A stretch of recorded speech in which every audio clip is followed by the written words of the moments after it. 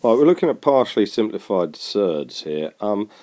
Basically, I ask these questions to prevent people from using their calculator. So there's no other reason for it. Your calculator will do this for you now, simplify the surds for you, assuming it's calculator paper, of course.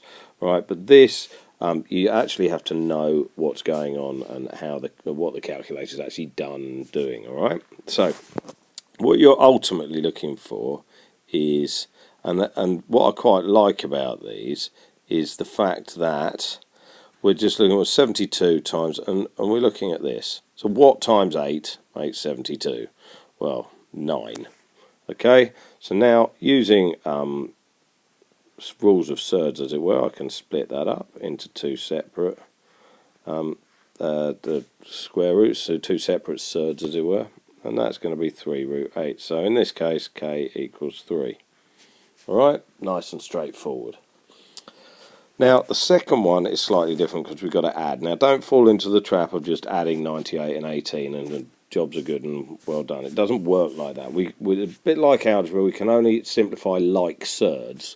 All right, so we're going to have to do some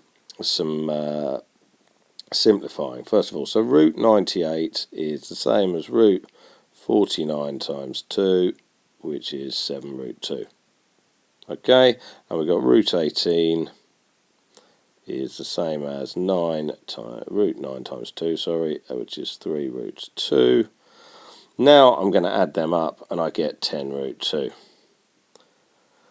Now, what I would then probably do is put the 10 back under, and I'll change the colour quickly. I would put the 10 back into the square root. Now when I put the 10 back into the square root, remember to square the 10. Oops, I should be in blue again, sorry.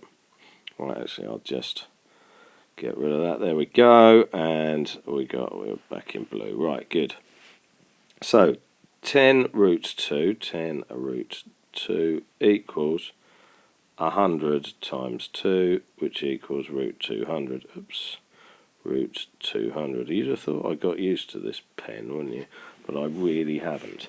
Now then, I want 20 under the square root. So what times 20 makes 200? Well, it's, here we go, root 200 equals 10 times 20. Now this is going to look even stranger, so actually it's just going to be root 10 root 20. So in this case, k equals root 10.